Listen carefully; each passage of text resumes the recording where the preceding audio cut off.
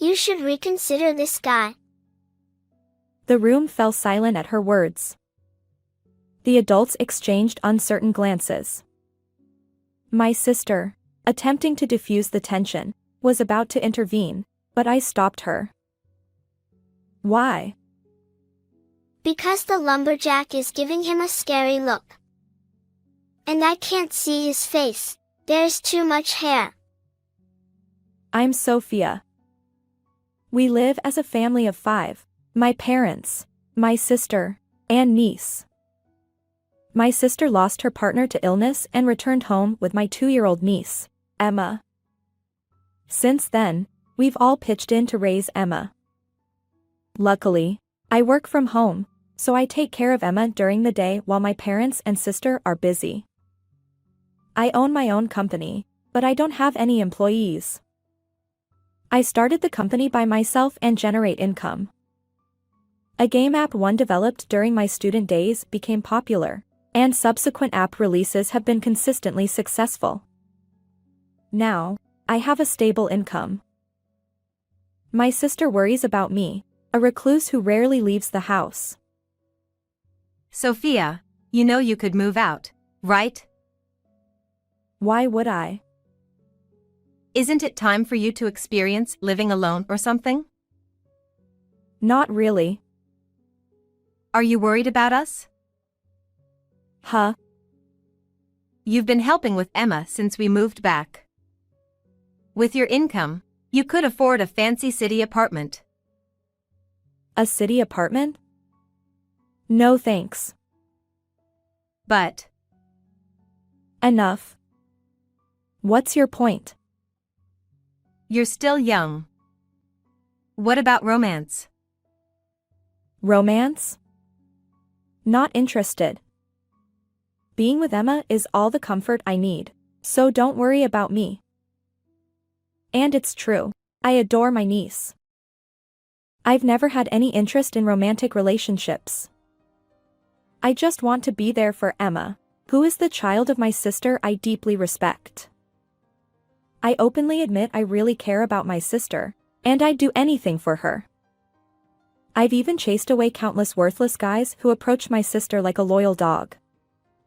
Among them, my brother-in-law was the only one I thought I could trust to take care of my sister. Losing him was hard on my sister, and I want to be there for her. Both my sister and Emma mean the world to me. My niece is quite mysterious. When we spend time together, she occasionally does something odd. When she was just 2 years old, she would suddenly wave her hand as if saying, "Goodbye." Initially, I thought she was dancing along with the TV, but she does it even when the TV is off, laughing as she waves. I mentioned this to my sister, but she couldn't recall any relevant incidents. One day, I asked my niece, "Are you saying goodbye to someone?" She nodded. Then, in the next moment, she pointed behind me. My spine involuntarily stiffened. A child waving at nothing. Stories like that circulate. Things unseen by adults are visible to children. But having her point behind me was unsettling. Still, my niece's laughter reassured me. When she started speaking, I asked her, "Who are you waving to?" A lumberjack. A lumberjack? Who? She loves books, and lately, she's been asking me to read stories about lumberjacks. I understood that she saw someone resembling a lumberjack. Now, it's routine for her to wave at this unseen figure, and my fear has faded. And when my niece turned 8, the lumberjack's true identity was revealed. That summer, during a visit to my maternal grandparents' house, I was cleaning the storage shed. My niece, eager to help, pointed at a photograph in the shed. Look! It's the lumberjack. She exclaimed. The lumberjack? Yes. It's the lumberjack. Confused, I studied the photo she indicated. This person is the lumberjack? She nodded. Yes, he visits you sometimes. I chuckled. Actually, that's not the lumberjack. He's your mom's and my grandpa. And instead of a lumberjack, he is a hunter. What's a hunter? Someone who receives the spirit of a bear. Ah, I see. A hunter looks like a lumberjack. She observed. Indeed, there's a resemblance. The figure my niece saw was my late grandpa. It warmed my heart. My grandpa passed away when I was in middle school, but I was very close to him. He had been a hunter, a traditional bear hunter, and taught me about bear behavior and hunting. He, citing the mountain god's wrath, didn't take me along because I was a young girl. However, I learned how to handle bears and extract oil. Even now, it feels like he's watching over us. And during this time, I had an encounter with a certain man. It happened while I was giving a lecture on app development, at the request of a friend. The man who approached me, eyes shining as he looked at the app I'd developed, was Michael. Although he worked as a regular employee in a corporate company, he attended the lecture because he wanted to explore app development as a side gig. Can I create popular apps like you, ma'am? Well, once you learn the programming languages, it's mostly a matter of practice. There's limitless potential. We exchanged only a few words initially, but afterward, I became close to him as he attended my lectures repeatedly, and we eventually started dating. Until then, I had no interest in romance, but his graceful demeanor captivated me. It was one of those days. Michael asked me to meet him at a nearby cafe because he had something to discuss. As soon as I arrived, I noticed the weight on his shoulders. I'm sorry for bothering you when you're busy. But I needed to see you. His story was heavy. His mother was seriously ill, with little time left. There was a chance that advanced medical treatment could save her, but it required funds. Unfortunately, without insurance, he couldn't afford it. It's a tough situation. With $35,000, I might be able to help my mom. I encouraged him. Please do whatever you can. And remember, sometimes just talking about it can ease the burden. But then he hesitated, saying, Still, $35,000 isn't easy to come by. He's been working for over 10 years, so not having $35,000 in savings seems surprising. Saving $3,500 per year shouldn't be too difficult given his job. Michael, don't you have any money? After all these years? No, it's not like that. But $35,000 feels like a huge sum. Sorry, I still don't understand. Do you have $35,000 or not? Michael hesitated and then said, Yes I do. Well, then it's not a problem. Use it for your mom as soon as possible. I reassured him. Unexpectedly, he changed the topic. If I use that money, we won't be able to have a wedding, will we? Surprised, I asked. What? Michael confessed. I want to marry you, Sophia. It was an unforeseen proposal. Marriage, something I hadn't actively considered, suddenly felt significant. But right now, there were more pressing matters. Sure, if I were to get married, I'd want it to be with you. But I'm not the type for big weddings, so I think a simple engagement party would suffice. Even though we call it an engagement, it's really just a formality. We can just gather our families for a meal. So go ahead and use that $35,000 for your mom. I have a decent income too, so there won't be any financial worries after we're married. You can rest assured. Thank you.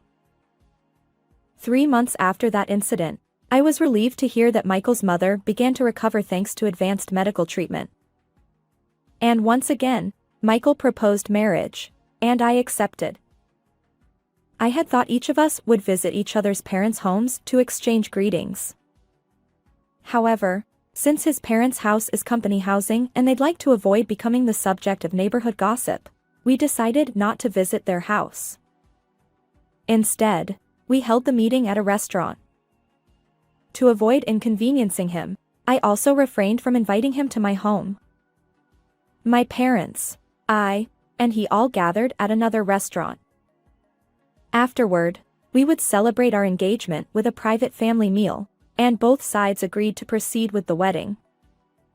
However, it was during this gathering that my niece made a surprising statement. On that day, my niece was unusually restless from mourning. When I asked her why, she claimed that the hunter was moving around more than she'd ever seen. I tried to stay positive, thinking maybe my grandpa was nervous about my wedding. But when we arrived at the restaurant and took our seats, my niece spoke up before any greetings. You should reconsider this guy. The room fell silent.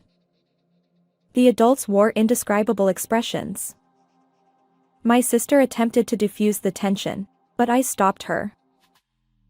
Why? Because the hunter is giving him a scary look. And I can't see his face, there's too much hair. Michael shot an uncomfortable glance at my niece. Children have vivid imaginations, don't they? Maybe it's from TV. He attempted to lighten the mood. But his smile vanished, leaving him pale. Perhaps anyone would find my niece unusual upon first meeting her. Still, in that moment, I sensed Michael's narrow-mindedness as he twisted his face at a child. I see. Maybe reconsider this guy. The hunter has been standing in front of you, Sophia, all this time. He's been brushing away the hair that keeps growing from this guy's head. And a white dog is angry. She pointed at Michael's mother. A dog? Yes, the hair growing from his head has been bothering the white dog. Michael's mother's expression changed abruptly, and she immediately began apologizing. I apologize. I don't need the money anymore. Consider this job non-existent. Job? Both my parents and I were puzzled. But it was Michael who responded with a barrage of insults. Damn it! Fulfill your role properly. I'll refund the money. I shouldn't have taken this job. I apologize. Your fault. It's all ruined. Or rather, this creepy. Enough. I won't allow hurtful words toward my loved ones. Now, what's going on? The truth revealed by his mother left us all dumbfounded. As it turns out, the person I believed to be Michael's mother was actually a hired staff member, a jack of all trades. In other words, she wasn't his mother.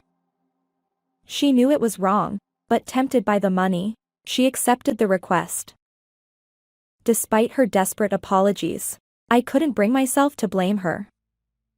At this point, marriage was the least of our concerns. But Michael was determined to salvage the situation. Tearfully, he said, Sophia, I'm truly sorry for lying. But please understand, my mom couldn't be here due to her hospitalization. I truly care about you, and that's why I asked someone to play the role of my mom. My feelings for you are genuine.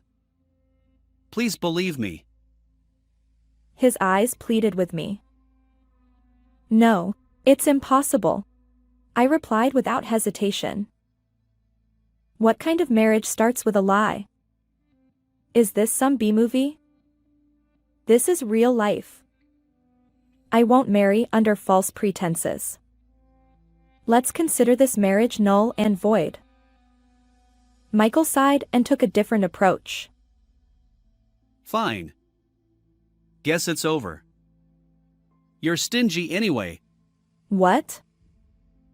Normally, you'd help pay for your partner's mother's medical expenses. To you, $35,000 isn't a big deal. No, it's an enormous sum. I corrected him. That's why I called you stingy. I thought marriage would give me financial freedom. Well, if there's no marriage, then I guess I don't need to be here anymore. You're truly creepy. Wait, Michael. Michael was about to utter hurtful words to my niece again, but in that instant, he scratched his neck and collapsed. In a hurry, we called an ambulance, but when they asked about family members, there was no one here for Michael. As a result, he was taken to the hospital alone. My niece chimed in. His hair was tangled around his neck, so it must have been painful.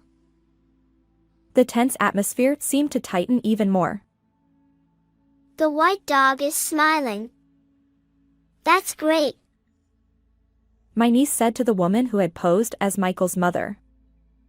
She had been single and owned a dog. Recently, her dog had passed away, and she couldn't bear the loneliness. She had been working in a job that left her feeling desperate and burdened with guilt. However, now she's determined to find a proper job. After apologizing repeatedly, she left the restaurant. Well, he was after my money, it seems. How embarrassing. I apologize for inconveniencing everyone, I said, laughing nervously. My niece beamed, but my parents and sister remained unsmiling. Emma, can you really see these things? My sister asked. My parents and sister are more fascinated by my niece than by the fact that my marriage fell through. Well, I guess it's true. Sometimes that lightens the heart. Is anyone with Mom? My sister continued. No one. Ah, I see. Well, let's eat a feast and then go home. It's my treat. Ultimately, we ended up having a family dinner, and we returned home. Emma, thank you for today, I said to my niece after returning home. But she seemed contemplative. We shouldn't tell lies. Huh? Why? Because I lied to Mom. What? There's always Dad by Mom's side. But it's a secret. Why? Dad is watching over Mom silently. I see. He must want to protect both you and Mom. From that moment on, my niece stopped mentioning what she could see. The adults around her, including me, avoided the topic. Although I hadn't seen Michael since he was taken to the hospital, 6 months had passed. One day, while watching TV, I nearly choked on my tea. The program featured women who had fallen victim to marriage scams. They united, hired detectives, and sought refunds from the con artists. The mosaic-covered scammer on screen looked unmistakably like Michael. The same tactics, claiming his mother had a terminal illness and needed advanced medical treatment, had ensnared women, some of whom had given over $70,000. Wow. I'm relieved I wasn't fooled. Thank you, Emma. My niece was smiling. 10 years later, my niece turned 18, and I entered my 40s, but a new encounter awaited me. But does marriage hold any meaning for me now, past the age of 40? Lost in thought, my niece approached and whispered. Sophia, this time it's genuine. You'll definitely be happy. Congratulations. Huh? 6 months later, I married and left my parents' home, enjoying blissful days. My niece had saved me countless times, and whether or not she possessed mysterious abilities, she remained dear to me. As an aunt who had received so much help, I genuinely wished for her happiness. Marriage scams are despicable. I hope victims receive their refunds swiftly. Let's strive to live honestly and righteously. Thank you for watching until the end. If you enjoyed this, consider subscribing to the channel. See you in the next video.